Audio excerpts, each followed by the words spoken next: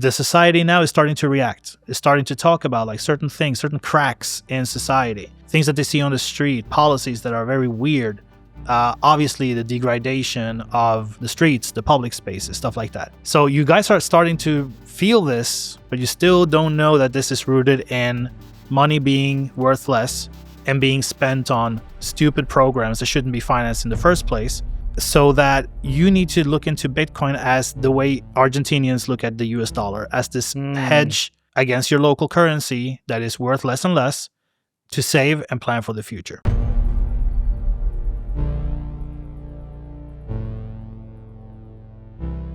So a lot has happened. A lot has happened, yeah, man. for sure. All right. Well, welcome back, Fernando. Thank you so much, man. Good to see you again. Always good to be here. How long have you been here now in the UK?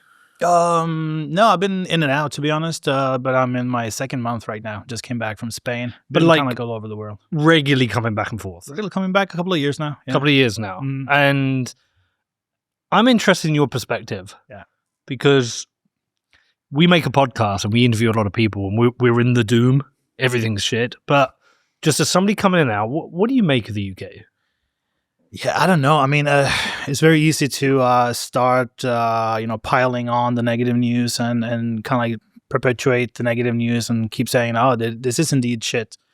But something that at least gives me hope for the sake of you guys is like, you have such a solid foundation. You have such a strong culture. You like being British is so awesome. I think so, at least. You got so much to be proud of that, you can't shake that out that easily, at least. You need insane amount of more years with this, foolishness to do that. But right now, I think as a society, you're starting to understand the dangers that is like very like at home. But without that foundation, it would be pretty hopeless. But I really do think I hear people that are like starting to wake up and starting to speak up, like you, for example. You guys come from you're proud of something, and it's something that is worth fighting for. And I feel like, okay, that's the spirit, and I love to see it. I mean, you're right. You're so right. People are waking up. Yeah. People are pissed off. Mm-hmm. They are. You know, the thing that keeps coming up, people keep saying the UK needs a Milei. Yeah. Well, I don't know. Maybe. How's he doing? Milei's doing great. Is he? Yeah. By the way, anyone listening, my friend Fernando is from Argentina. Yeah. And we talked about that. There's an older episode where we actually talked about Milei the entire episode. Back then, he shared that episode out. Yeah, he did. Yeah, it went viral, man. Yeah. That was insane. We spoke, and I went to South Korea a couple of days afterwards, and I caught COVID in London. So I was like in the plane, like totally giving it to everyone, right? Basically, killing all the grannies and all the South Korean grannies, poor one. And then I woke up like in this like fever-induced dream, and I checked my phone and I saw that Milei had retweeted and spoken about it, and that was like even more surreal because I was already feeling like I was body outside of my body. And to see that was just a beautiful thing. And I really think a lot of people appreciated what we talked about in that episode. Yeah. So it's going well. The project Milei is going well. Yeah. I mean, what can you tell us? Like, what's the update? Inflation is under control. Obviously inflation is a scam. I mean, they're saying 2-3% targets is always a scam. I mean, 2% targets, that means your purchasing power is going to debase by 50% in 35 years. So, it's not really good, but compared to... for what you've had. Then, at least it puts kind of like a different chip on people's shoulder in Argentina. At least the mindset changes a little bit when you're actually able to plan for the future and not necessarily think like, okay, whatever I'm earning today needs to go out right away to cover all my expenses. You can actually save now. And it's just like, you can plan ahead. What is that concept? So just that I think is tremendous. That is really putting back the social fabric that got eroded, that essentially made my family emigrate in the late 80s. That made many families emigrate in the early 2000s, and just like hopefully that will stop, or at least slow down a little bit more, and people can stay in Argentina, make Argentina great again, and make the economy work. Just that is great. Then there's obviously a bunch of other problems, societal problems. I think a lot of cultural problems, and that you don't fix in 2 years. You need more time. Like what?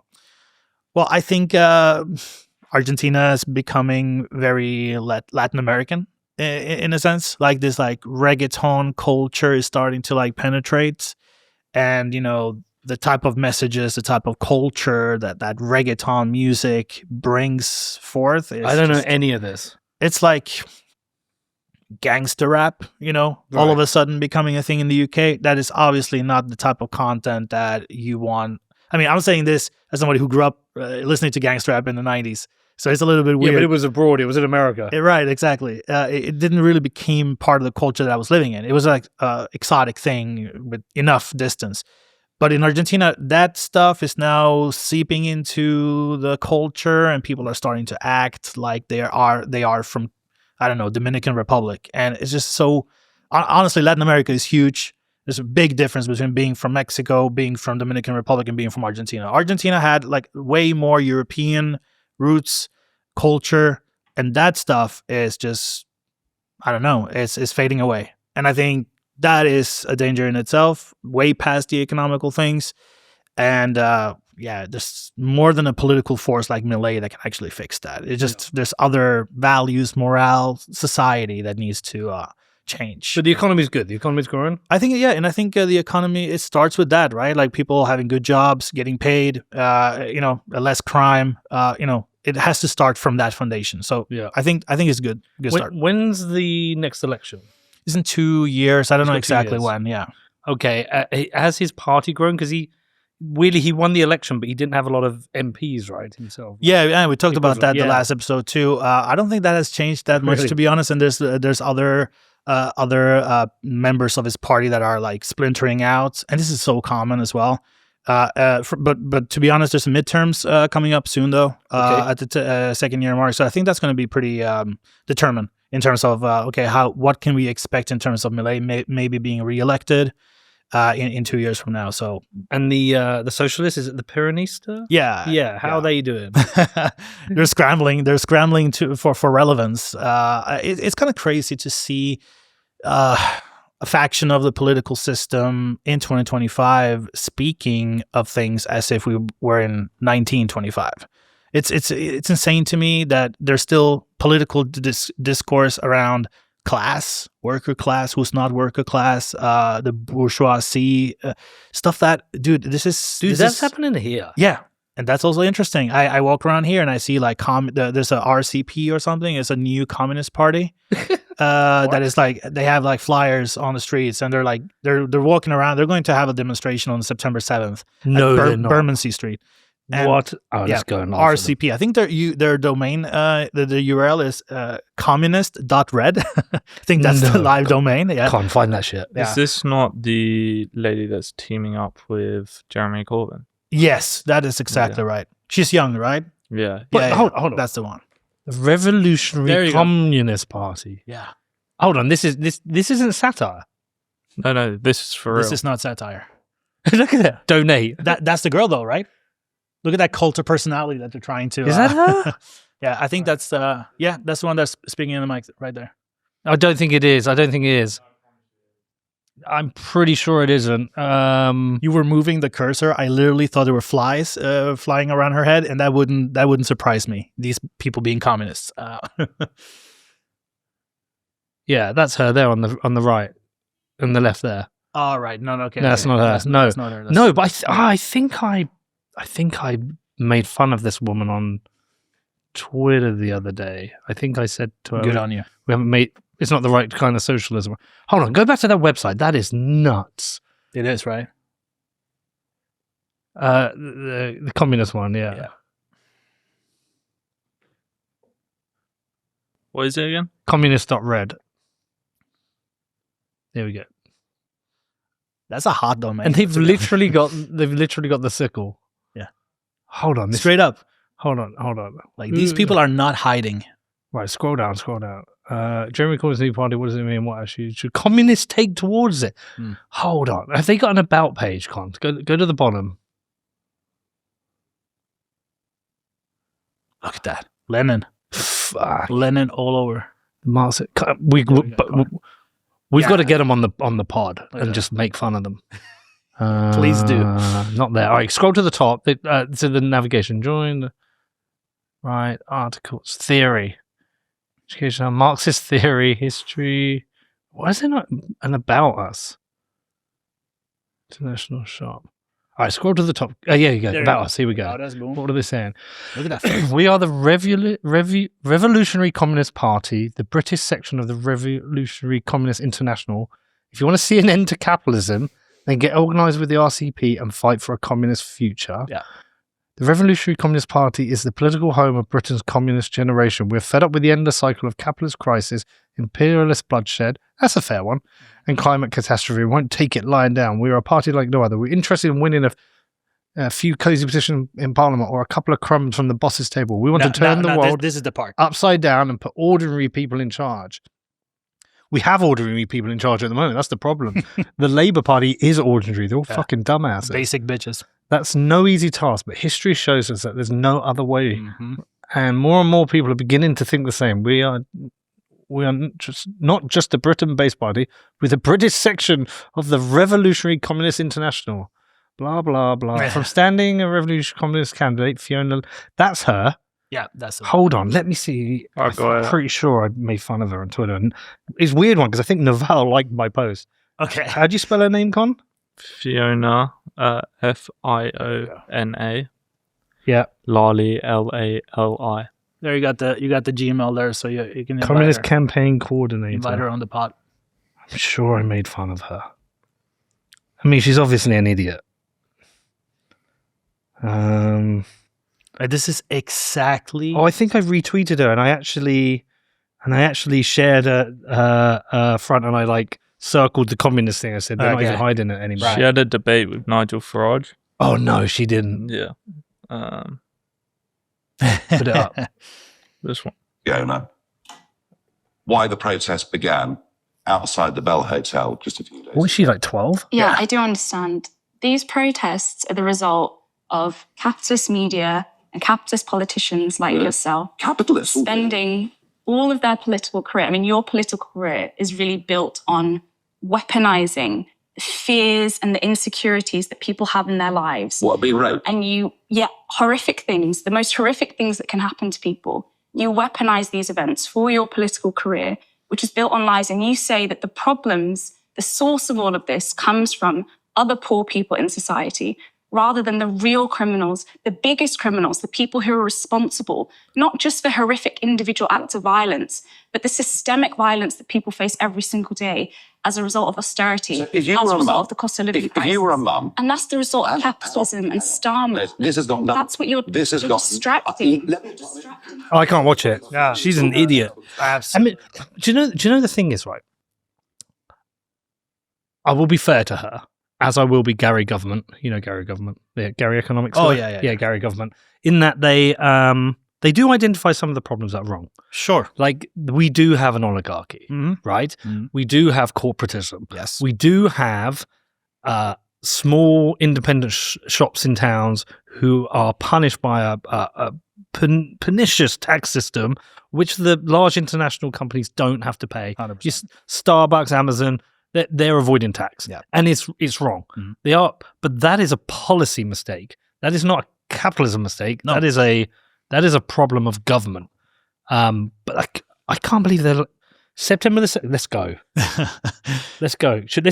Let's go with placards for Go Capitalism.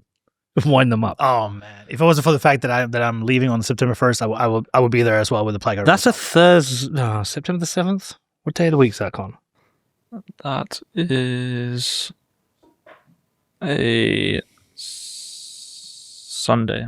It's a Sunday. We'll have to make a sacrifice. I've got to go and make fun of them. You gotta. But It's your duty. I actually cannot believe I saw a thing the other day where it was a video and they were in a university and they were all wearing those like Palestinian scarves and they were reading their communist demands. Oh man. This kind of socialist comeback, this communist comeback. Yep. It's fucking insane. It is. Like what? Yeah. And they're recycling the same arguments as they always had. There's nothing new under the sun. And she has a problem with a politician weaponizing a situation where people are frustrated or vulnerable. That's exactly what they are doing too. Yeah. And it's just sad to see that there's so little nuance right now that once a kid gets, oh, holy shit. Yeah, this is the one. Here we fucking go. Do you want to put your headphones on? Yeah, put your headphones on, Fernando. I'm here with communists. I'm here with communist students from across the Wales and the West to officially launch the start of the campaign where I'll be running for Student Union President at Cardiff University. I'm running on a communist program, so our first demand is kick capitalism off campus. This means an end to the marketisation and privatisation of education. Our second demand is no more cuts, open the books. If management says there's no money, then we say prove it. The final demand is the student and worker control of the university. It's the students and workers who run the uni, not management on sky-high salaries. If you agree with the demands, then you should vote for me for Student Union President.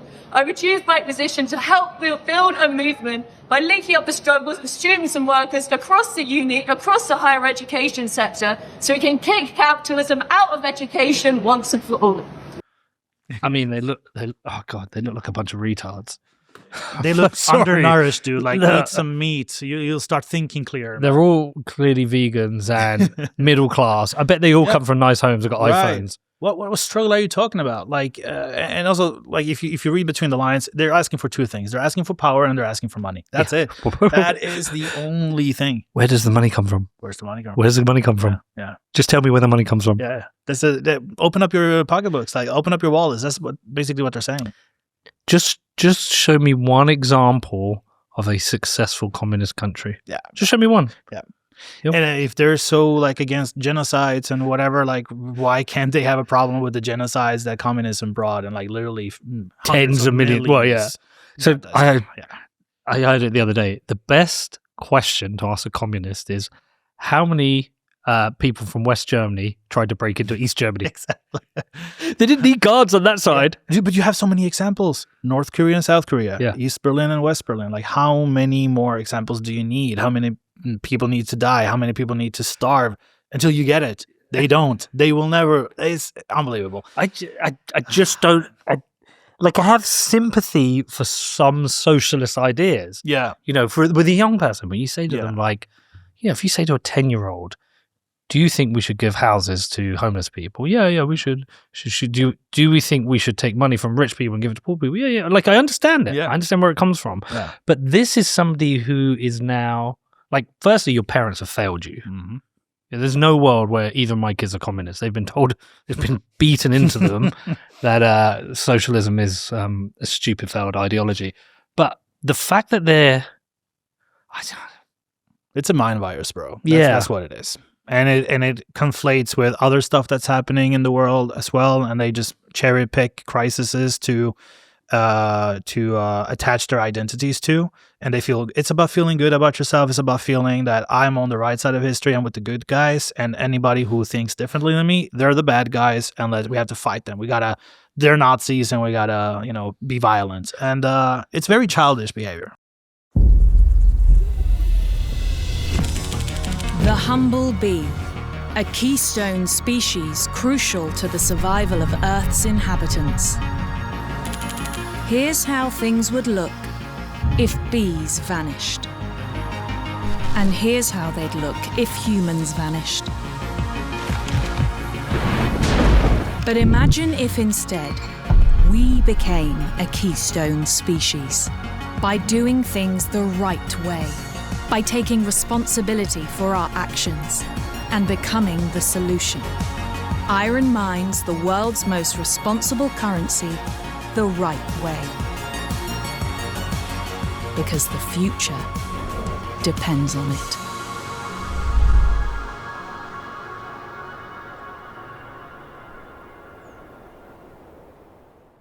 Well, the weird thing is, I bet if you sat down and you listen to some of their complaints, you'd be like, yeah, well, I agree with that. Yeah. Some of them. Yeah. Yeah, I agree with that. Yeah. Yeah, I agree with the political class has failed us. I agree there's failures in capitalism. I mean, it was Alan Farrington, that was like our third show. Mm-hmm. He said, you actually can't have capitalism under fiat. No. we can't have it No. because of it's the fact that the government controls the money and they debase it constantly. Yeah.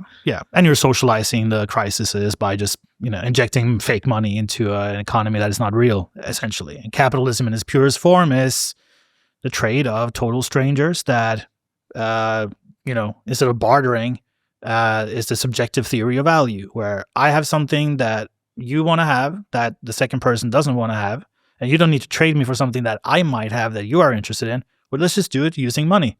That is the tool. That is what has driven civilization to improve so drastically. And people, it's just too hard of a concept for people to grasp, I think. They just want very easy black and white solutions. And that's why communism and these type of ideologies, they always find their way back, because society is always complex, and it's more complex than ever, I would say, with so much and everything being so fragmented. I saw your episode with Biology yesterday. So interesting. And he was basically saying, well, we are moving away from, a standard two-party system for the US into 1,000 communities, right? And how are these 1,000 communities navigating? Are they collaborating or not? Well, they are splintered and kind of doing their own thing, and they might collaborate with other communities in a random time when there's an opportunity to do so. But in essence, all these communities will be kind of singular, right? Well, do you know what? Do you know where I'd back that communist lot? Is that I like the idea of decentralization outside of Bitcoin. I like decentralization in terms of communities, in terms of autonomy with local councils, in terms of local politics, local budgets. And I've been exposed to that with all this bullshit that's going on in Bedford. I was trying to understand why our council is failing so bad. And I realized it's not the council themselves that's failing. It is they are set on a trajectory to fail by central government. Mm-hmm. Essentially, central government is outsourcing their decisions to the council. So they're creating these statutory requirements for homelessness, for send schools, for all these things. And they're saying, you have to pay for it. Okay, we'll give you a little bit. Here's some crumbs, but you have to pay for it.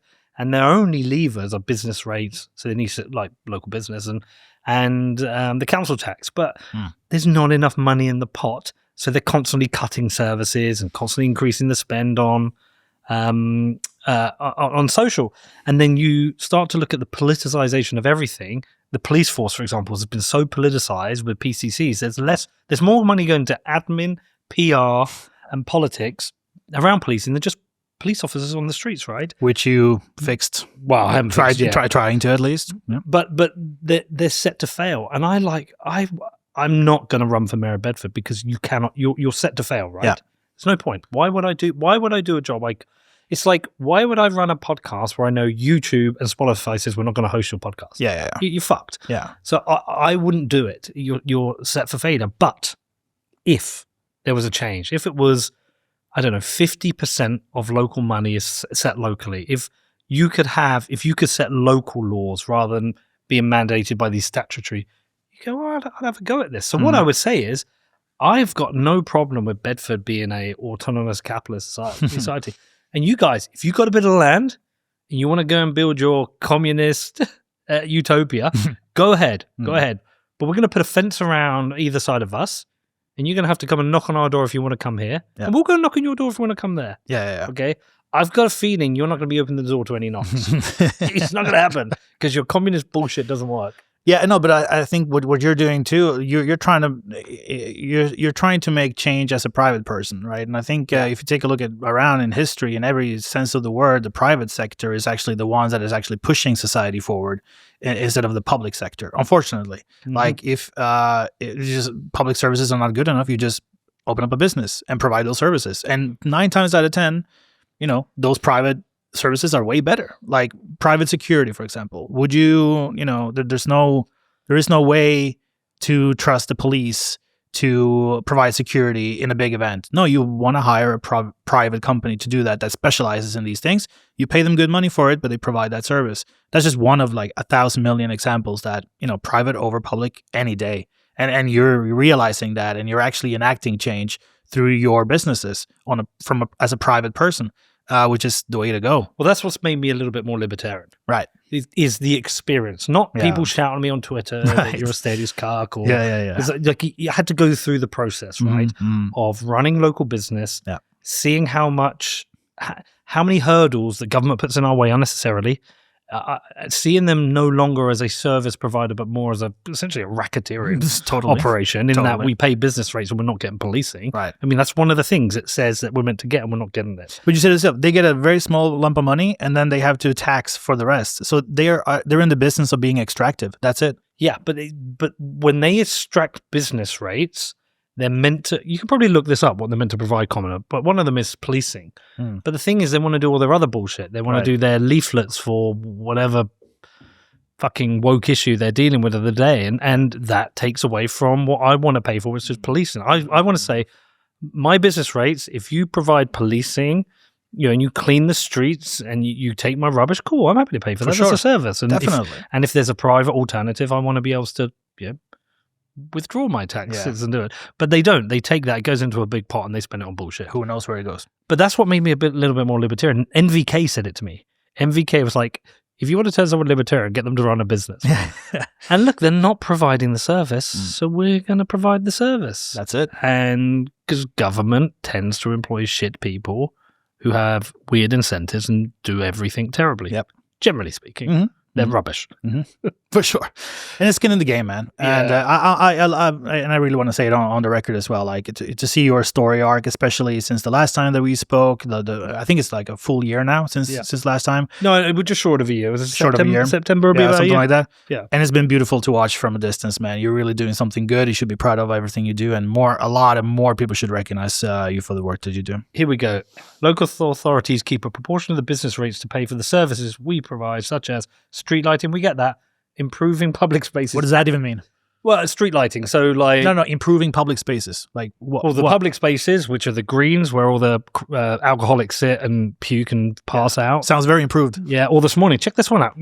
This is one that came through this morning from somebody. I won't say who it is because. I mean, I'm kind of like addicted to Charlie Veach videos, man. and I see a lot of the public spaces in Manchester. Like, they don't look improved. Dude, did you see the one where he went to the? I see everyone. We just got a good kick on him. Oh, Fly kick. Oh yeah. Fred. I like Charlie, but he went to that place where all the gay guys were like fucking in public. What? You haven't seen that one? He goes to that bridge underwater. Yeah. And he caught somebody. Yeah, it's so weird, man. Right, where is it? So this is this morning. I got this at before 9 o'clock. That's a public space. My coffee shop's literally around that corner, and there's 3 guys there, and you can see under there, there's 4 cans of Stella and there's like Newcastle Brown. And he just said to me, 3 to look out for, rude to staff, and get aggressive. That's a public space. Wow. We had somebody in Bedford the other night had their bike stolen by somebody with an axe. Whoa. Yeah. Go back to that thing. Sorry, Con. Just 1 second. And so they're meant to improve public spaces and keep streets clean. They do that-ish. No, actually, they don't. They do a little bit. They do a little bit of that and safe. They're just not doing that. No. So they're not delivering. Now, like, I've been reading a little bit recently, John Locke and Thomas Jefferson, where they talk about consent. Mm-hmm. And they basically say consent isn't just at the point of the election, it's an ongoing thing. Totally. And you should be able to withdraw your consent. I mean, I've withdrawn my consent from this Labour government and the John Tizard, the PCC in Bedford, and anyone who's failing. I've withdrawn my consent. I'm doing it myself. Yeah. And I like that idea that I think as a nation, right now, I mean, what's 20% of the actual vote Labour got? Of those, how many like them anymore? I mean, it could be 10% of the country that thinks they're shit. Yep. And I don't know what look, 10% of the nation thinks they're good. If 90% of the country thinks they're shit, well, I think we have a mandate to peacefully, Velvet Revolution style, protest, strike, and force them out. That's my controversial opinion. Sound kind of like what are these communists? No, just kidding. No, I think for every purpose that you want to have, you should honestly not rely on voting the traditional way. You should think of any other option to change except for voting, because that has been the standard and the default for so many people. But you can't vote yourself out of these things. You need to enact change in more direct ways. It can be like a revolutionary, stomp people on the ground, hardcore shit, or just provide these services yourself and create businesses around it, and kind of like you provide value to society through these goods and services that is cheaper or better quality, right? You would like some of my Facebook posts around this. These are the ones you wouldn't have seen where like locals are complaining. They're like, who are you accountable to? Right. What if there's a problem? And I've been like, I'm not accountable to anyone. No. Apart from myself. Right. I'm not breaking any laws. I'm asserting my rights. Mm-hmm. I can't tell you what clothes to wear. No. When you go into town, you can't tell me not to bring private security in. Exactly. It's a public space and I'm not breaking the law. Boom. But they struggle with that concept. It's like, yeah. You need a license for that. Yeah, you need a license. we didn't vote for you. Yeah. They don't like it, man. Crazy. I want to talk to you about Bitcoin. Yeah, let's do it. It's a pretty weird time for me, by the way, since I just exited Blockstream officially as of yesterday. So I'm venturing on my own, still in the Bitcoin space. But I want to hear all about it. Yeah, let's go. But listen, but Balaji was the 100th show. We've done 100 shows, right? Amazing. Congrats. Thank you. But what a lot of, like, if you go and look at our listener base, it's probably 15 to 20% of the old base. So there's this large new base. They've got no idea that I made 861 shows about Bitcoin before this. Yeah. And they keep, you see it in the comments, they're like, stop talking about Bitcoin. Stop shitting Bitcoin. Stop trying to make Bitcoin a thing. I don't think they fully realize it's like, dude, I spent 8 years making a Bitcoin podcast before this. And so I've got this audience who likes the content, and there's a percentage are like, why the fuck do you keep talking about Bitcoin? And so I want this one. This is for them. Let's talk directly to this crowd who see all the problems in society. They see the problem in government. They see the problem policing, crime, failing public services, taxes going up. They see all these problems, inflation, blah, blah, blah. Yet when I bring up Bitcoin, they're like, shut up about Bitcoin. Yeah. And I'm like, dude, this is the solution. Yeah. This is why I'm here. So let's give them a 101, right? I think, and it's so typical. Like what you just said, the way you frame it reminds me of that video from Peter Schiff when he goes into the Occupy Wall Street crowd, and it's just like, what's going on? Like, talk to me. What are you mad at, right? And it was like everybody knew that what the issue was. Everybody agreed on the problem, but could not agree on the solution. They thought the solution is to like raid the Wall Street guys and kill the fat cats of Wall Street. And I think this continues in 2025 as well, where you look around and there's obvious signs of decay, moral, societal, and everybody agrees on that. But then the solution, nobody can really understand. So some people they go into they think communism is the solution. Or other solutions, right? We can never agree on the solution. We can all agree on the problem. And I think Bitcoin, it's not necessarily like this one magical thing that will fix everything. I don't think so, at least. I agree. Right? There's a lot of cultural, moral things that, like we talked about 10 minutes ago when it comes to Argentina, that you need like a foundation first to improve stuff like the moral and the cultural stuff. You need like a healthy economy as a base.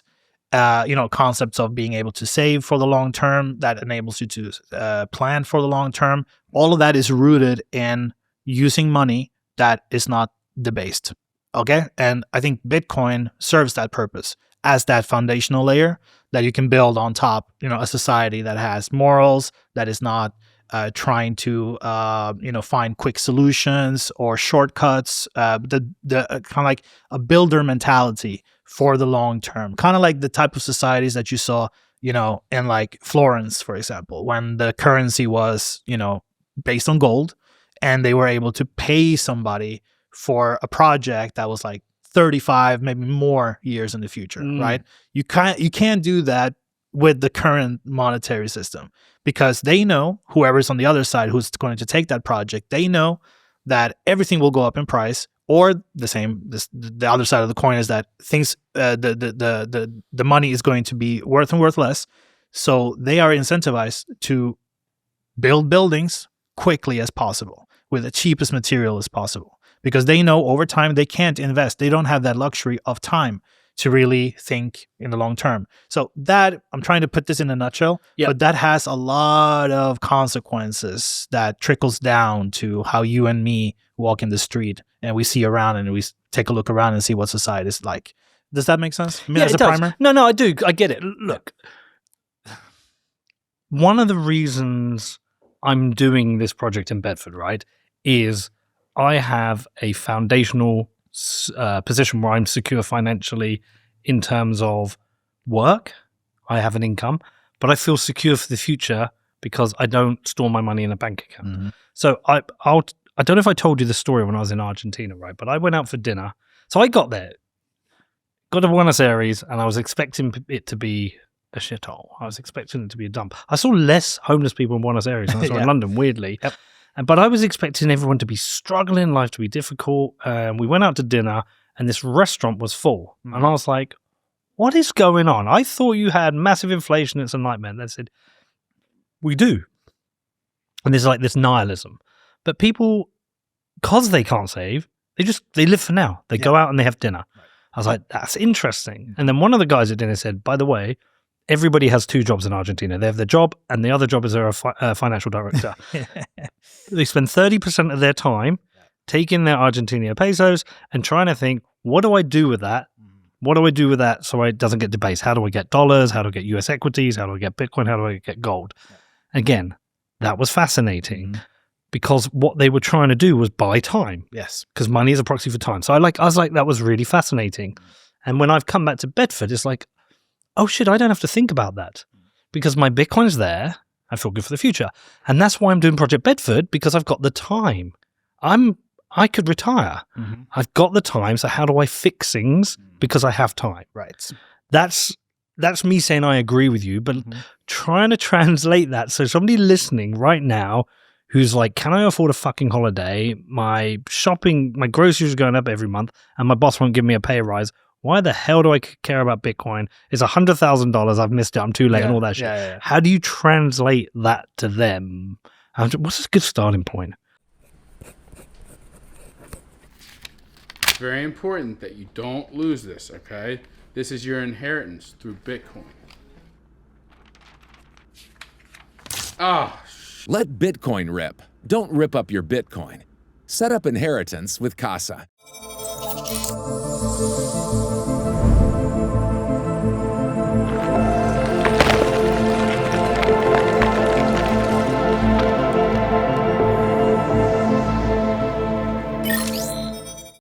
The starting point, I think, is this. You are, let's just stay in the UK. So you earn in pounds.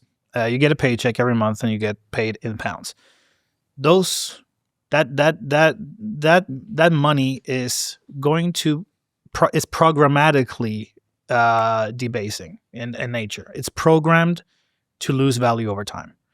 And if you keep saving in that money, your savings will be worth less over time as the currency devaluates. Why does it devaluate? Because it gets printed in a very arbitrary way. If the government needs to send aid to some NGO, they need money for that. Okay, add it to the budget. They print money to add that money to the budget, which is then a claim from the central bank, right? They just print money to cover that claim because they wanna pay for stuff. They, everybody knows, that every governmental budget is always in minus.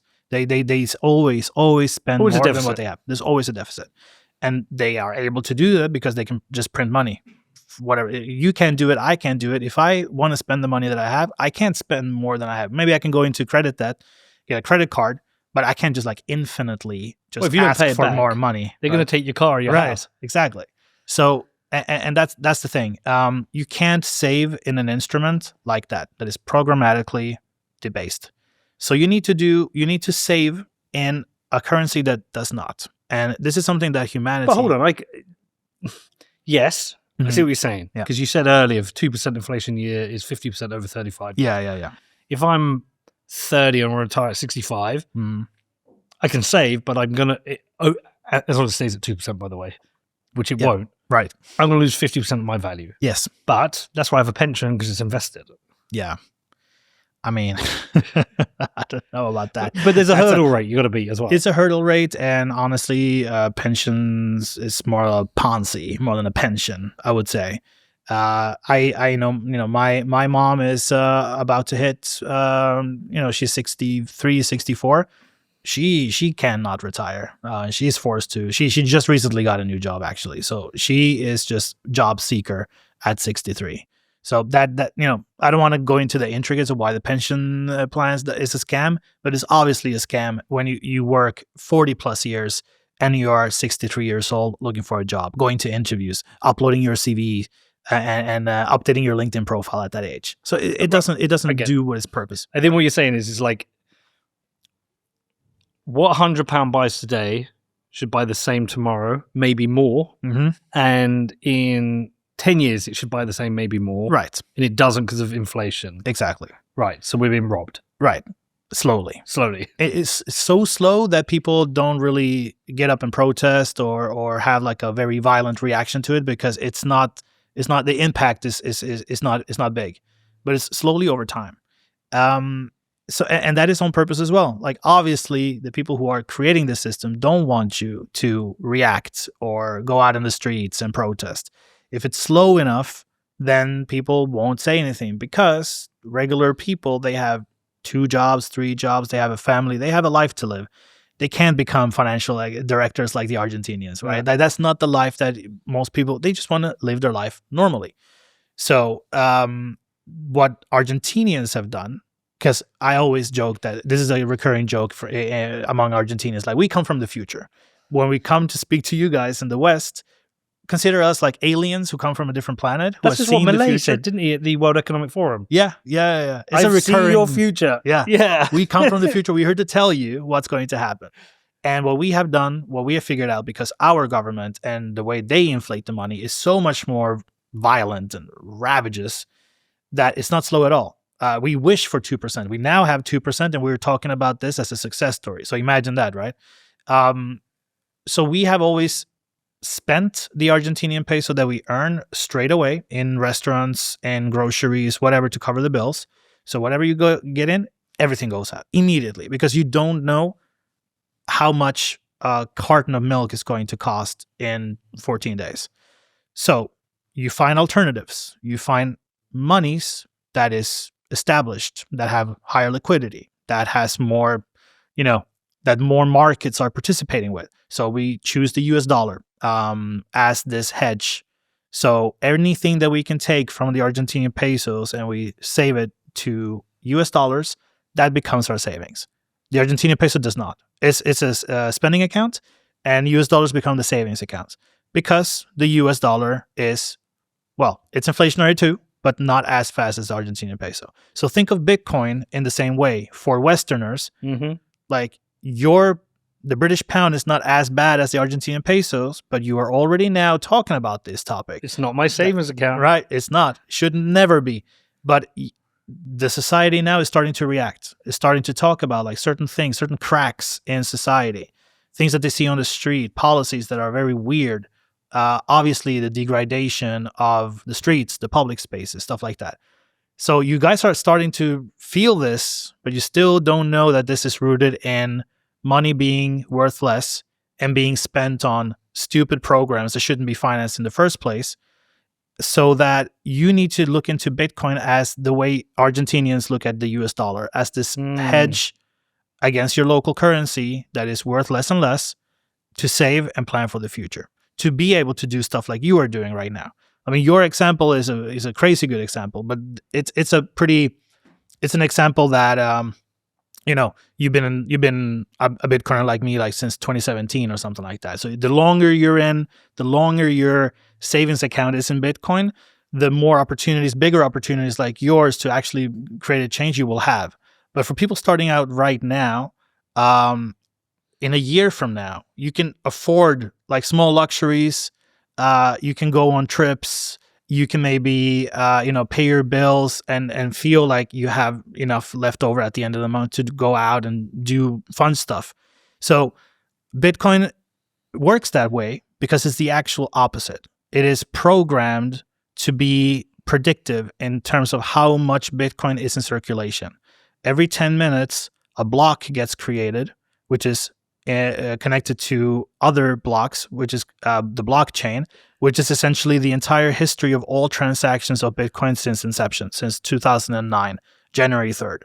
So you consider all these transactions that are gathered in individual blocks that are connected to each other as the McKinsey or the Deloitte of the network, which essentially audits the network on average every 10 minutes when a new block gets created. All the transactions gets verified, meaning you can actually see how many Bitcoins there are at any time on your own. You just download the database. You download, I guess it's about a terabyte worth of data, and you have it in your hard disk, and you can actually check any transaction, who transacted with what, how much Bitcoin was transferred, and how much is in circulation since the beginning of time. You can't do that with Fort Knox. You can't audit the central banks. All of these things are not public information, right? So the blockchain, which is Bitcoin's base layer, is exactly that. And every 10 minutes, new Bitcoin is being distributed to the economy, let's say. So every 10 minutes, a block gets a reward. Those who mines these blocks, they get that reward. And that is essentially the new Bitcoin that is being put into circulation. Every 10 minutes, new Bitcoin is put into circulation. The beautiful thing is, you know exactly how much Bitcoin will be inserted into the economy every 10 minutes, all the way to the year 2140. So now you can audit it backwards in time, and you can also audit the entire network in the future as well, more than 100 years out in the future. So this programmatic, this predictable issuance is the exact opposite of what this current monetary system is on, which is the plumbing of society. And that is why it works. Maybe it works because fiat money doesn't work, and kind of like this is the contrast that is reflected in the price. But I think more and more people are starting to understand why that is important, the Bitcoin monetary properties, because they feel it in their pockets, they feel it around society, that something is wrong, something is happening, and something is wrong with the money, but it's maybe not that easy to explain or to understand. So I think that is the contrast that Bitcoin currently represents. And I think the more people understand Bitcoin from a monetary property perspective and using Bitcoin as a savings technology, I think that is that's the widest door that people can come through right now, because it's so relevant right now to what people are going through. So I always, when I explain what Bitcoin is, I always go through that, because there's other ways you can be more technological. You can talk about like the anonymity and other properties that is also interesting and also has value. But I think this one is the one that is super relevant right now. Do you think it's a little bit like, you know how you just naturally learn a language? Yeah, you naturally probably learned Spanish as a child, right? And I naturally learn English. You just pick it up over time. And with money, we just pick up how to use it, but we don't actually understand money. We don't teach what money is and what gives it value. Do you think we don't naturally have that intrinsic understanding of money? So no, not at all. We just get gaslit into accepting this fucking world. Totally. Let me tell you my story. So I'm from Argentina, but I grew up in Norway.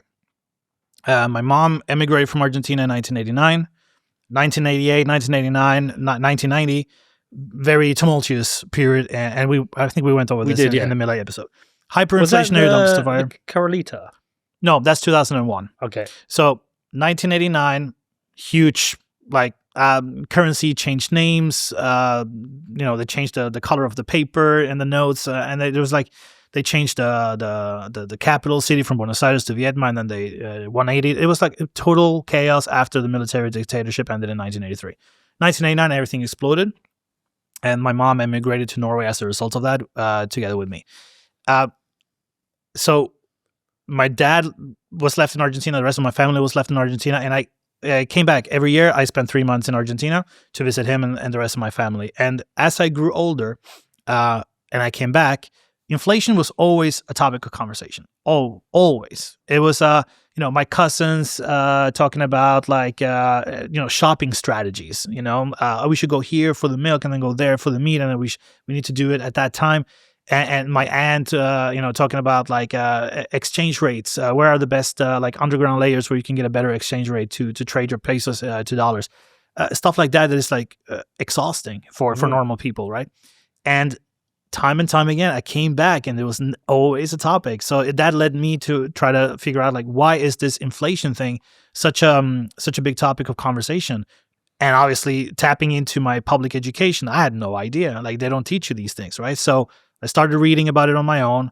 That led me to understand inflation and, why it's a kind of like always a monetary phenomenon. Exactly. Is that Milton Friedman? Yeah, which Milei has also recycled. It's always a monetary phenomenon.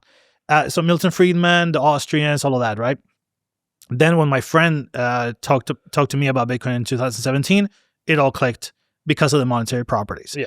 Because we're not being taught these things at school, and we take it for granted. And like you said, we are being gaslit to think it's not a problem. So that is just, wild to really understand once you understand it and you get to a position where you start to unlearn a lot of things. You start to realize, hey, the things that I've been taught is not really true. Where do I go from here? And that is also something that I'm also very, I think this education, this lack of education, is only going to be harder and harder for normal people to actually understand, because we're living in such a fragmented media landscape that, in a society where you are forced to work overtime, work 2-3 part-time jobs, you have a family and stuff like that, you don't have time to educate yourself on these things and get like a nuanced perspective on what money is or what Bitcoin is. You maybe have some spare time to listen to a couple of influencers or read the mainstream media and believe that, and that's the only source of information that you will get. And we are now living in such a fragmented media landscape that one outlet will only give you one source of information, and the incentives that are at place is only for you to get addicted and to get deeper and deeper into that echo chamber and not really hop out of that and get a balanced, nuanced view of what's happening. So narrative warfare. The narrative warfare. It is scary, because I really don't think, I think 99% of people are just going to be a victim of that narrative warfare. And the 1% will have that luxury, like you and I, to actually have the time to read different books, to listen to debates where different opinions are debating. Most people, they will just go on YouTube and get victim of the algorithm and just, not really learn anything new. So Do you think narrative is a comfort blanket? In what sense? In that, well, I think there are people who say that you are a victim of narrative warfare, and I am as well. Yeah. Even maybe with Bitcoin, we are. Like, are we really objective? But there are other people who just, okay, communists. Let's go back to the communists, right? Yeah. We know objectively they are fucking idiots. Yes. We know objectively communism never works. It leads to poverty and the deaths, starvation of tens of millions of people. And that to maintain it, you have to have control. Yep. And the elite class control your movements, what you think, what you say. We know it's bullshit, right? Yeah. But there's a bunch of people there. They're obviously upset about something. They're angry at society or the world, blah, blah, blah. Do you think the narrative they've chosen, the communists, is a comfort blanket for them for what they're really pissed off about? Yeah, that's exactly it. And I think they are, and I think you're right as well. Like, just to touch on the first thing you said. I mean, obviously, time is scarce. We can't read every single book in existence and listen to 10,000 hours of podcasts every week and claim that we have a nuanced perspective of everything. Obviously, we need to be we need to curate our content. We need to be selective about things. And obviously, when we are in a time where we are following people and not necessarily brands, we want to connect to certain people. So we need to see ourselves. We need to follow influencers or thought leaders that kind of resonate with us. So it's going to be a limited, availability of people that you want to trust and listen to, right? So me, you, everybody falls victim to that. But what I'm saying is, getting to somewhat of a higher, level where you can see a little bit of everything that's going on and not necessarily have this insane, intense echo chamber that you cannot get out of, like the communists. I think that's going to be increasingly difficult over time, because both of us, we can look back at a time where as a society we had shared moments, culturally shared moments. TV had 2-3 channels, radio had 3-4 channels. There was a high chance that whatever happened in the news or a show that was showing on TV, that a lot of people talked about it, and you can have this water cooler conversation the next day. Chances are higher for that. But also, yes, you would discuss it, but there was really usually one or two versions of everything. Right. Now there's a million views on everything. Every argument has a counter argument. Totally. And they're vicious arguments, and you've got, and everyone has an opinion. Yeah. You know, and it's this kind of like weird world of how you navigate it. And if you don't agree with someone, they're going to insult you, and then you maybe insult somebody who doesn't agree with you. Yeah. And like the narrative warfare, it's just become, it's like information anarchism. Yeah. Yeah. I like that. It's like anarchy. But there's some wicked financial incentives behind that too. Yeah. Apart from just the actual content, right? Like there's a mix of like everybody who are educators or content creators are audience captured at some level. And it's really interesting to see the audience capture of the legacy outlets, how they are, for example, when it comes to Bitcoin, how the BBC, for example, or Financial Times here are just like doubling, tripling down on things where like, hey, look around, like the world is changing. Bitcoin is having a momentum, is obviously, you know, growing in adoption, is not stopping anytime soon. Why do you keep falling back to these like recycled arguments? That's because they're audience captures. They don't have the luxury to pivot on Bitcoin because they will like lose the little remaining size of audience that they have left, right? Dude, the YouTube thing is so painful for us. And it really upsets me, man. Tell me about it. In that, there's a few things going on. Firstly, okay, YouTube's goal is to get people to watch as long as possible so they can pump out as many ads to make money. Yeah. That's their business model, right? Yes. So everything's designed around that. We definitely have a conservative, libertarian audience. More conservative. But you know me, I talk to anyone. I want to talk to people on the left. I want to have a conversation with them. And I don't beat them up. I don't bully them. We just have a conversation. But if I get somebody from the left on, the drop-off rate is high, and the dislike buttons press more, and we get very few views. Yeah. It's just, they just don't perform. And so YouTube is basically saying to me, Pete, we don't want you to do those left-wing shows. We got somebody for that. Right. You just do the right-wing stuff. Yeah. Oh, and by the way, when you do it, if you do me your titles, you're going to get more people click on it. And so you're going to get more people coming in. And it's really painful because we don't want to do it. We have to play the game a little bit, but I just don't want to fucking play the game. Right. I would love to put out every show, this is Fernando. Not even tell them what we're talking about. Just go and watch it. Yeah. No one will fucking watch it. And so you have to play this game where you have to, I read this thing, it said, advertiser takeaway, deliver a steak dinner. That we have to constantly advertise like a dripping bacon double cheeseburger with onion rings and fries. Yeah. Just to get them in and then have these conversations. But it pains me, man. And by the way, like, we will do those other shows. I can see how other people, their only revenues, YouTube revenue, they're like, fuck, I better do this and I better make it look, better make it sound crazy. I better get Bonnie Blue on and talk about her having 1,000 dicks. Yes. Because if I don't get her on and talk about 1,000 dicks, like, what else am I going to do? I'm going to talk to a local businessman why his business is struggling. Nobody wants to hear that. They want to hear about 1,000 dicks. Right. And so they get Bonnie Blue on and do that. Or something happens in Iran and they get somebody on to talk about the World War III is about to start or civil war's about to happen in the UK. They're almost pushing the crazy agenda because the crazy agenda hypes people up. Yeah. But we just did it. We had the collapse of the West with Balaji. I mean, it's what he spoke about, but it's doomer. I wonder how many of our titles are actually positive content. Like, hey, the world's good. Not a lot. Yeah, we need to do 1,000. The world isn't good, to be fair. Yeah, it isn't fair. We need to do 1,000 dicks with Bonnie Blue. Stop saying 1,000 dicks, Peter. 1,000 dicks. I hope my dad's listening to this one. Dad, do not watch Bonnie Blue with 1,000 dicks. But yeah, so like, and Twitter's the same. X, whatever the fuck you want to call it. Again, I used to get good engagement on Bitcoin content. Post solid posts about Bitcoin, 1,000 likes, some good conversations. Get fuck all now on Bitcoin. If I say we need a revolution, bring down Keir Starmer, 8,000 likes. If I say, look, I've got a nuanced argument about some failures of the left, it's boring. Yeah. It's, the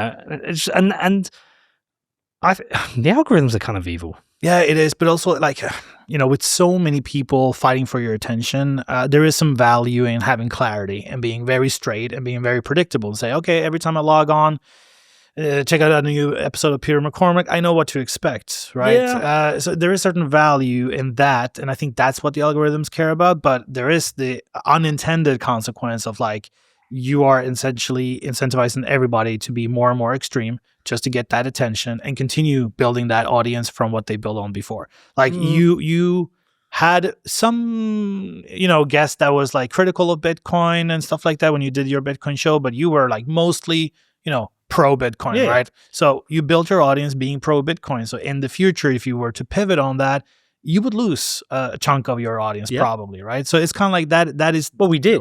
And you did. You did when you did this. Yeah. And now you're building this audience that is more conservative. And if you in 2 years from now starts to pivot on that, then you have to build it all over again, I guess, right? Yeah, I have no more pivots in me. but perhaps maybe then the argument is it holds people account. So for example, a lot of politicians complain about what's happening on Twitter with political discourse. But look, the Labour Party are a bunch of morons, and they're being called a bunch of morons every day. Every time their party posts something, they're being called out for their lies. I mean, I think Wes Streeting got done today bullshit. They said they've got 9 million more doctor's appointments. They weren't doctor's appointments. They were appointments with physicians and other things, etc. And so there's this like, it's almost like the world of politics hasn't reinvented itself like everything else. Like Spotify reinvented music. Netflix reinvented distribution of films. The internet has reinvented newspapers. Podcasts have reinvented news media in some ways. Like everything's had to get reinvented, but politics hasn't yet reinvented, and therefore all their failings are getting exposed. Like when Rachel Reeves comes out with her latest bullshit, everyone just laughs at her and makes fun of her because she's an idiot. Yeah. Like, and Keir Starmer is getting, and so hopefully the flip argument is that we will actually have to get politicians who are honest, who come out and say, look, by the way, this job's tough. I'm going to make mistakes. This is what we're dealing with. And I think people go, okay, well, I understand. You're being honest. You're not just gaslighting me. So maybe the Twitter is the forced change to politics we need. Is that cope? I think, no, I think it's, I see a lot of parallels, to be honest with you, because you mentioned Spotify. And let me tell you some other things about me that I don't think you know. Like I started my career in the music business, right? So I was in Norway. I had my own record label. I did like hip hop and rap music. You're white, of course. Latino wigger in Norway. Of course, I did hip hop. And so I built some success with that, and I started Universal Music super early in my career. And this was at the time, like in Oslo, in the Oslo office.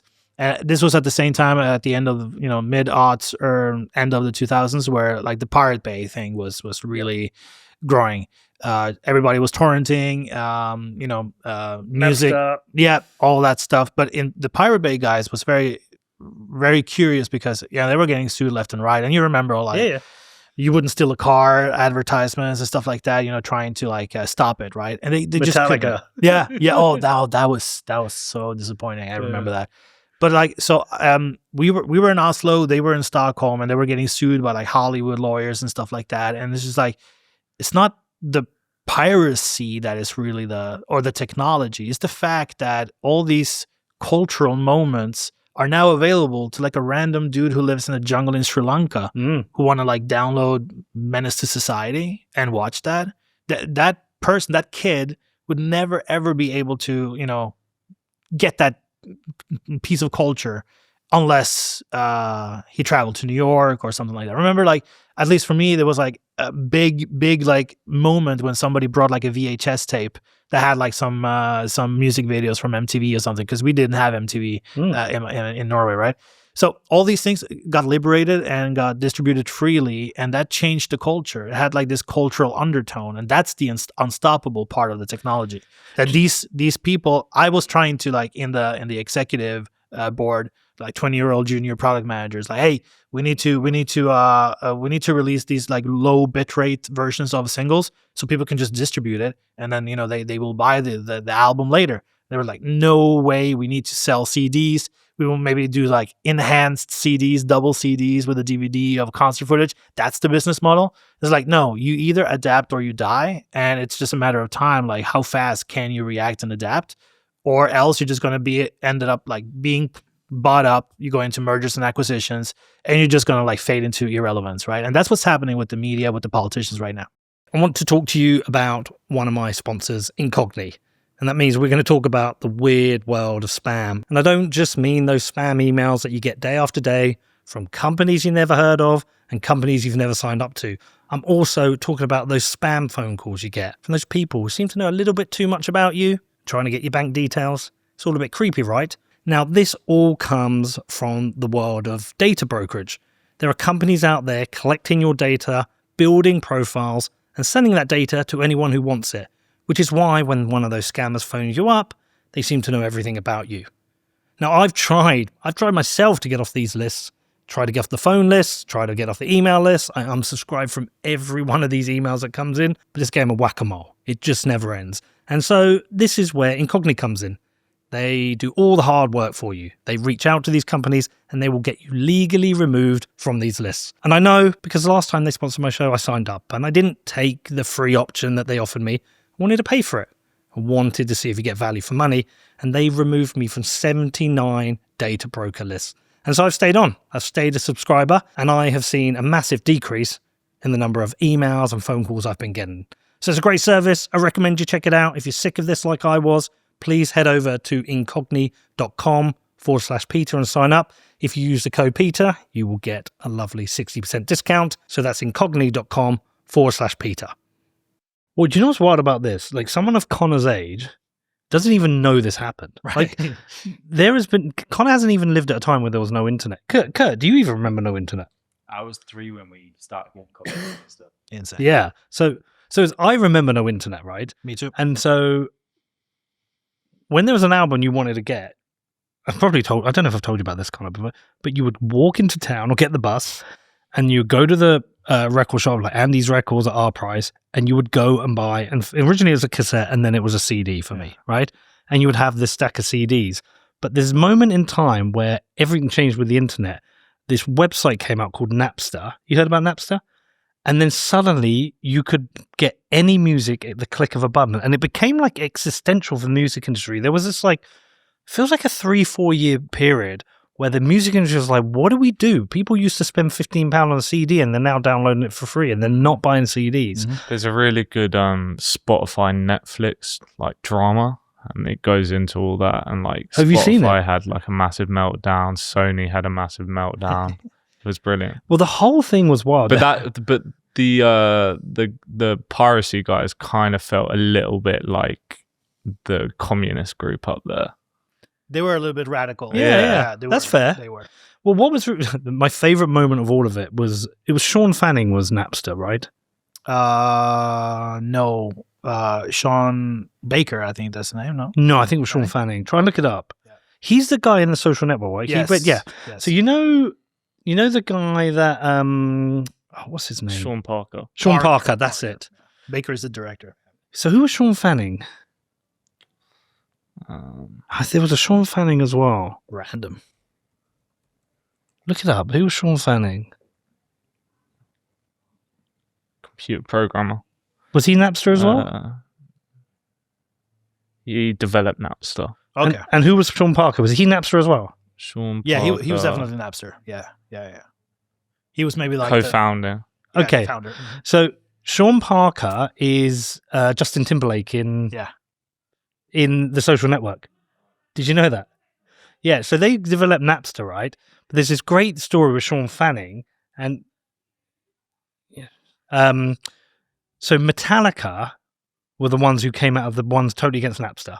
Like, they were going to sue everyone. And everyone's like, come on, man, you're like rock and roll guys. Mm-hmm. Like, rock and roll people used to say, go and steal your CDs. Yeah. Go into HMV and steal it. And they were suing them. And they're like the richest rock and roll guys.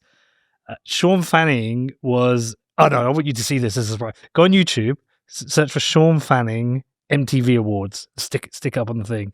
Oh, you know what's coming. Yeah. Wow, this is so good. Forgot about this. All right, Sean Fanning. No, it's not that. That's it. Yeah, well, Lars Ulrich. Yeah. No, we don't need it. You see it. So every day I find myself smack dab in the middle of a music war between fans. I try to justify hip hop to pop, alternative to mainstream, and rap to rock. But what I do is nothing, and the battle to which I'm a part of is nothing compared to the battle of this next guy's fight. In the last year, this teenager has developed a technology that has revolutionized the way we all get our music, and he is here tonight. Ladies and gentlemen, creative Napster, Sean Fanning.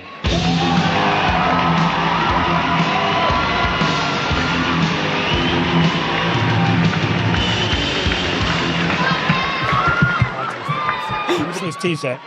Nice shirt. Wait, nice shirt. I think they panned to Lars Ulrich. You like it? Yeah. Actually, a friend of mine shared it with me. I'm thinking about getting my own, though. All right. I think we need to get on with this introduction as quickly as possible. The sooner I can get off the stage, the better. Yeah, you and me both. She's already sold millions of albums and sold out auditoriums all over the world. Yeah, there is Lars Ulrich. Here to sing a song won't older than refuse she to is. Let's see. It's Britney Spears. And so Metallica are taking on this teenager who's trying to liberate kids and get any music he wants. Obviously, he comes out in a Metallic shirt, and Lars Ulrich is like this. He refuses to look. But it was, Connor, honestly, the whole industry changed. It was the weirdest moment. Yeah. There's still a big problem, though, with Spotify now. In that... Artists saying they're not paid enough. Yeah. But that's why I think concerts have got so expensive. They milk the concerts now and the T-shirts and the merch. Look, I think artists used to get paid well for their music, and I don't think they do now. And I think it's harder for smaller artists, and it's harder to get known. Again, it goes back to algorithms. If you're a record company exec, if you're A&R, you've got to find that big act. Yeah. I mean, how many small labels are out there? Well, what's interesting though is like I remember back then, the advent of MP3s was also the advent of like these like music blogs that just, I don't know if you remember, like Gnawright, stuff like that for like rap music, but it was also like a discobell.net. Do you not know about me having a fanzine? No. So I started a fanzine at 15, pre-blog. Okay. So I did a fanzine. I used to go and interview bands. I interviewed Korn, and I interviewed Skunk Anansi and Slayer and Pantera. Yeah, so like Really? I predated In that. person. These was in-person interviews. Some. Pantera was over the phone, whereas they were like a dictaphone against the phone. Cool. Biohazard was in person. Korn was in person. Wow. Yeah, like Life of Agony. Yeah. So cool. But yeah, the blogs were big. The blogs were big, and that was a distribution arm, right? Because back then, if you were an indie artist, you needed to go through EMI Music or whatever, because they had the network, they had the connections, they would get you the distribution and put your music in stores. But then MP3s happened, and now all these blogs, just like literal blogspot.com domains, that started just like focusing on very specific things. So like East Coast rap music, Two Dope Boys, Disco Bell in Sweden, that was more like electronic disco type of music. All of a sudden, these like very niche blogs were the distribution. Lambgoat's the one I go to. Oh, Hardcore music. Yeah. No, but I was checking that out too. And it's like, it's very interesting because then the music labels panicked and they wanted to buy up all these like indie labels just to stay relevant, right? And eventually Spotify came and literally wrapped MP3s. This is what the model is right now. And the big record labels, they all got like, I don't know, a shared 18% of the shares of Spotify when they entered the US market. And I'm seeing the same things with Bitcoin right now. I think the same way Spotify wrapped MP3s, we're going to see financial institutions wrapping Bitcoin and offering that because of the 21 million limit. So it's the same type of disruption happening with the exact same patterns, just wrapped differently. It's very interesting. Let's talk about what's happening in Bitcoin. This is where people who don't know Bitcoin might get a bit lost in the conversation. But Natalie Brunell interviewed me the other day, and I said a couple of things. I said, firstly, I think it's got a bit boring. Yeah. I do. Yeah. There's a lot of celebration to what Michael Saylor's doing, which is kind of interesting, right? This whole way he is scooping up money and convincing people they can get a return, and they are getting a return. It's like the performance is incredible. Yeah. But this push away from using Bitcoin as money, for me, is a problem in 2140. And look, I think Bitcoin goes through these eras. We started out cypherpunk, we went libertarian, we went tech, we went macro, we're now going finance. And all this financial engineering is happening. And it's interesting. It's bad if there's paper Bitcoin, but it's interesting, right? But I feel like we've lost this revolutionary edge to us, this peer-to-peer fuck you money, where I can send you money and no one can stop me. And it's like treasury companies and returns and, all these different share things that Saylor's done. I haven't paid much attention to because I find it boring. Yeah, me too. And I just wonder if we are destroying the soul of Bitcoin. And to add to that, the names are drifting off and there aren't new interesting names coming out. Like, when was the last time we got a Lynn Alden or a Jeff Booth or like some fascinating person who's got some interesting new perspective? It's like the BlackRock crowd, the MicroStrategy crowd. I'm like, where are we going? Yeah. It's the Metallica syndrome, right? Yeah, this is it. The revolutionaries, they got rich because they still got their Bitcoin from 2011, 12, 13, and now they're rich. Maybe you don't become that revolutionary when you get power and money. So maybe that's it. I mean, I am. Yeah. I don't mean to be like, oh, look at me, but like this is what we were told we were meant to do. Yeah. Fernando, is like, fuck the government. All they do is steal from us. We need to get fuck you money and say fuck you. Yeah. And then they're not saying fuck you. Some are moving to Dubai. Some are just disappearing. Yeah. And they're sitting on their stacks. It's like, but I think where's the revolution? I don't think a revolution is in the sense of like, oh, we're going to like disrupt everything in one bang. I think it's just a successive steps towards having Bitcoin be the monetary base, right? And that includes everyone, people that you don't agree with, people that uses Bitcoin differently than you do, people who just don't use and just hoard it. I think with adoption comes a lot of new players that is just going to change the face of Bitcoin because of how broad it's getting, right? All right. So I think I had the same defense though. I said, I'm okay with these treasury companies. I'm okay with it because we're accelerating hyper-Bitcoinization. Yes. And to add in what you've just said, we're accelerating it becoming the monetary base. Yeah. Is anything towards the monetary base good? I mean, like I said, I believe, at least personally, that if you have Bitcoin as the monetary base and that becomes the plumbing of society, I think it's a crazy improvement from having fiat money that is programmed to debase and lose value as the plumbing of society. Now, does that mean that there's a high chance that Bitcoin might end up like gold? And it's just like the reference point for a lot of paper products, IOUs, and, things being, the things that we actually end up transacting is just a reflection of Bitcoin. It's just a credit. I think that might be very well a reality. Well, that's a failure, though. If that happens, because gold has only really been that for like some rich people and governments. Governments buy gold when they know their money's going to shit. Right. But we wanted that for everyone. Yeah, but the thing is, I don't think it's a failure in terms of like what people end up using or not using or doing or not doing. I think the fact that you can transact and you can download a wallet, receive Bitcoin, and sell goods and services in the most remote places on Earth, that's winning. That's success. Okay. Now, if 8 billion people are not doing it, yeah, it's a failure in that way. But to be honest with you, Bitcoin is not for everyone. I think it's for anyone. It's for anyone.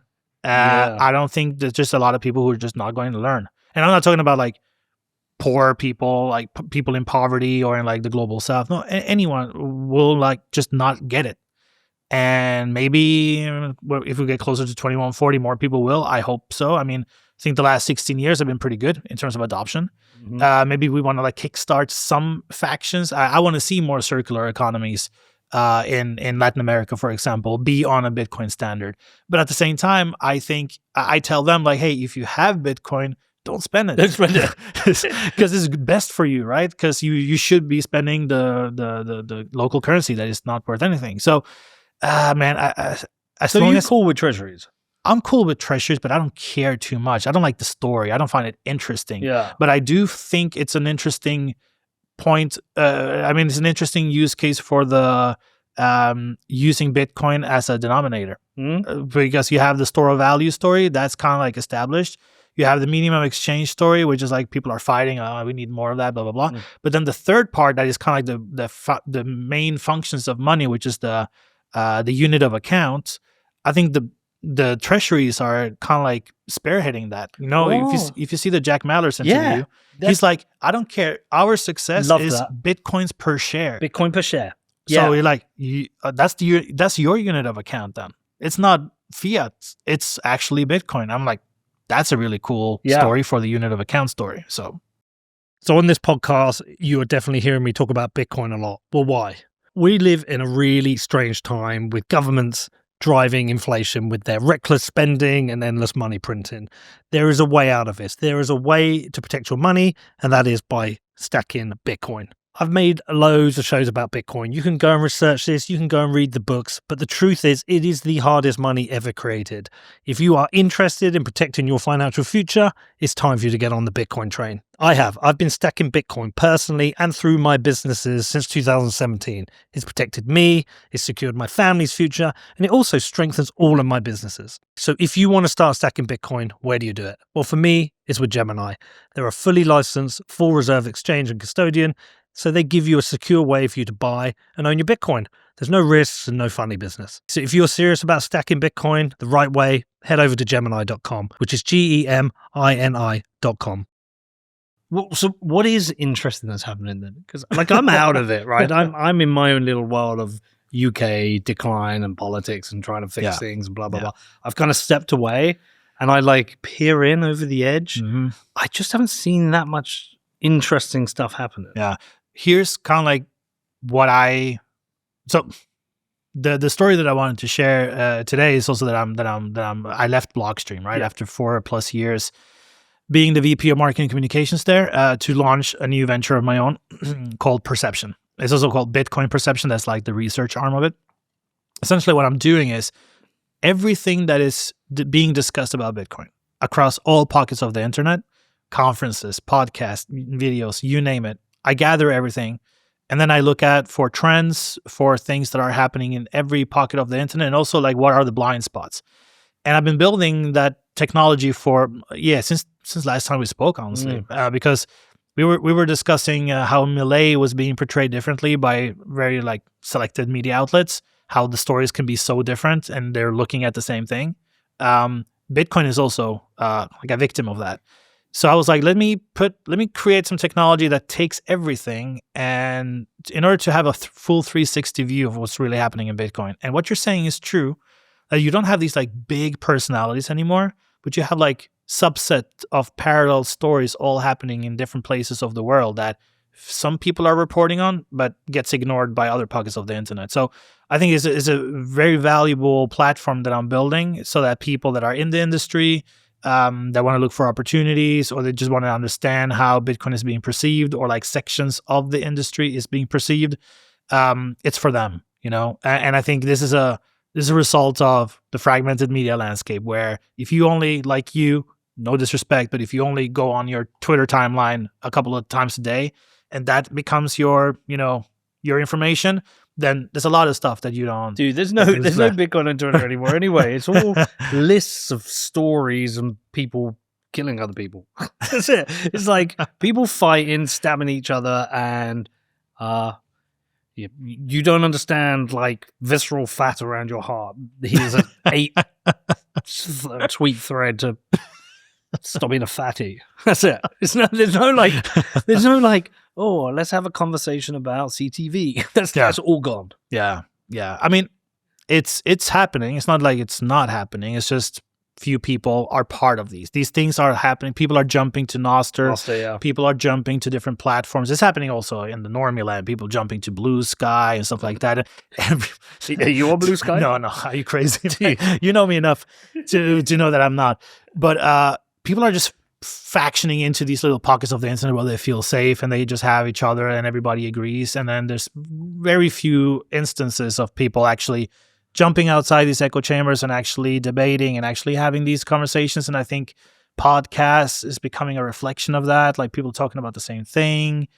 There's one thing trending, then everybody jumps on that and everybody agrees on that. There's no really new angles anymore, unless you really start to look into like deeper into that. But again, that's the problem. Nobody has time for that. So that's kind of like what I'm trying to fix with this platform. Is just like you log in, you see what's trending, you see something related to Bitcoin that's interesting in Singapore, or in Chile, but also in Chicago.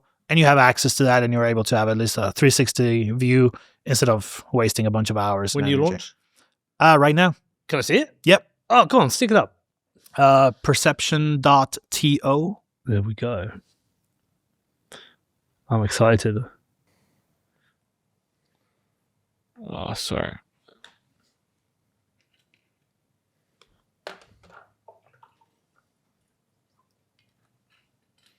Yeah, so you gotta just log in with Google. I mean, when that thing is, just sign in with Google, for example. Just below there, just create a.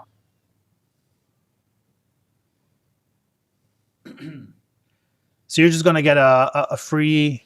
You're gonna see the free version. That's gonna give you just a snapshot, but that's enough. I mean, that's all you need to see right now. Just skip and go to snapshot. What do you get when you pay for it? So you won't be able to access all the other stuff, but I think this is good enough, right? So you see what's trending now, and I take the sentiment on every single thing that is being discussed, from a singular tweet to an article at Bloomberg, and I run sentiment analysis on it, and all of that is being indexed into like my own proprietary fear and greed index, which I think, is the one that is closest to being the most accurate. All the other stuff is just BS, to be honest, and they're not transparent with their sources. And you can see that cybersecurity and AI is a daily topic trending. Regulatory updates and scaling is not being talked about as much compared to yesterday. You see the mainstream financial media outlets that are talking the most about Bitcoin, and you can see what their sentiment is. So this is pretty useful for like PR professionals and professional investor relations people. Forbes always positive. Yeah, like and also the volume is insane. Yeah, and then you see the sentiment changes at the bottom right as well. You see how it's trending, and obviously you can go like way deeper into it in the other sections. But then you can also, if you go to the trending now, you see the arrows. You can in the section to the left where you are right now. Yeah, you can see different. These are the different trends that is happening right now, and you see crypto media, social media is talking about that right now. So you see like this. These are trends that is happening first. Yeah, sorry, you only have the snapshot there. But you can see there's some where the discussions are starting, and then whether they get picked up later by legacy media. Well, okay, here legacy media has actually. Are you just doing this for Bitcoin now? But this could be anything. Yeah, I think it feels like that. Yeah, it's you have the little Bitcoin drop down there at the top. So I'm working on stable coins and also tokenized finance. But you could go into other shit. Well, you go into like soccer or like. Yeah. But I wanna stay in the business. I feel like this media fragmentation is a problem.